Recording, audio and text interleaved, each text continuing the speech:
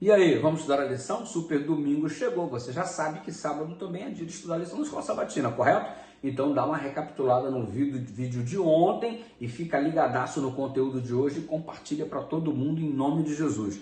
Olha só, lá no texto de Mateus capítulo 24, verso 2, o Senhor Jesus declarou: "Em verdade lhes digo que não ficará aqui pedra sobre pedra que não seja derrubada." Do que ele está falando?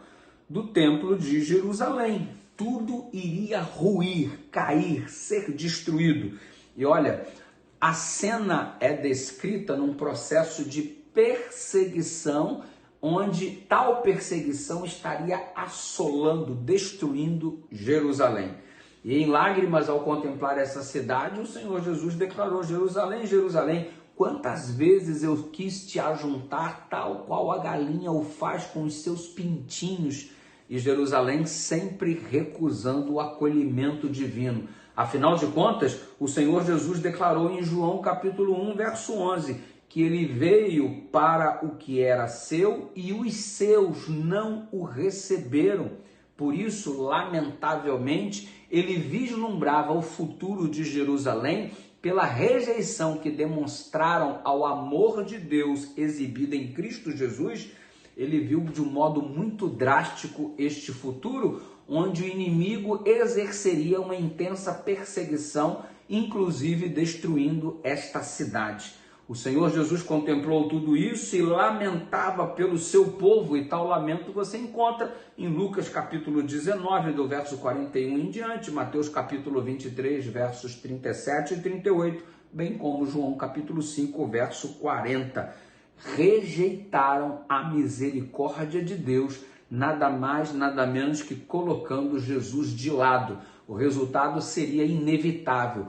Quando o Senhor não toma posse do nosso coração, somos então alvos fáceis para o inimigo nos manipular, nos destruir e nos assombrar. Tendo isso em vista, você observa que Jerusalém, ao sofrer tal perseguição, havia uma orientação por parte do Cristo.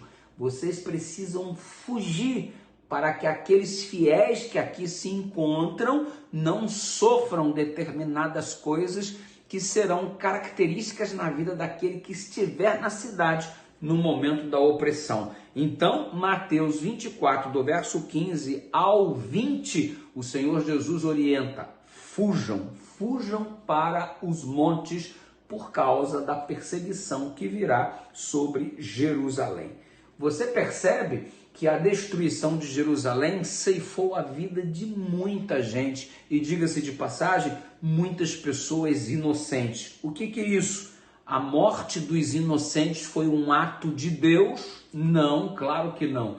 A morte dos inocentes foi um ato de Satanás, não de Deus. Quem é que se deleita na guerra? O inimigo das nossas almas, porque afinal de contas é exatamente numa guerra, numa perseguição, em meio a tanto sofrimento, que isto traz à tona os piores sentimentos humanos que são instigados por Satanás. Ao longo do tempo tem sido o propósito do diabo fazer o quê? Enganar, destruir e depois culpar a Deus como se ele fosse o responsável pelo sofrimento.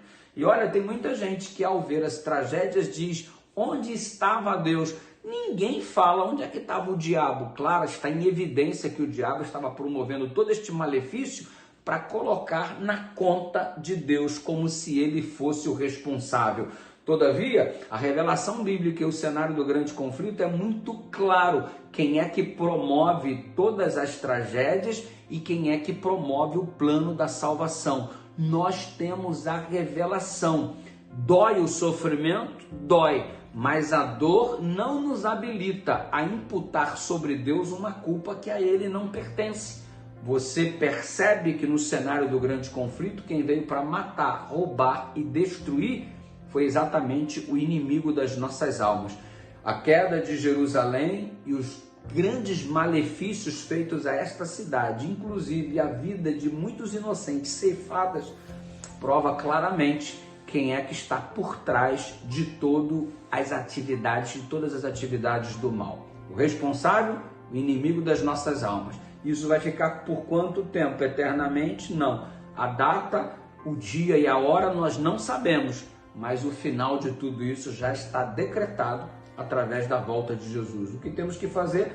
Aguardar ansiosamente e preparados o regresso do Mestre, que vai colocar um ponto final em toda esta maldade, porque provado está que Satanás nunca teve razão e Deus de fato é o dono da verdade. Ore comigo. Pai querido, obrigado pelo exemplo de Jerusalém, que nos abre os olhos para nos prepararmos para os eventos finais. Coloca, Senhor, a tua mão sobre nós, protegendo-nos e, acima de tudo, guardando a nossa fé, para que confiemos no Senhor, haja o que houver, aconteça o que acontecer, em nome de Jesus.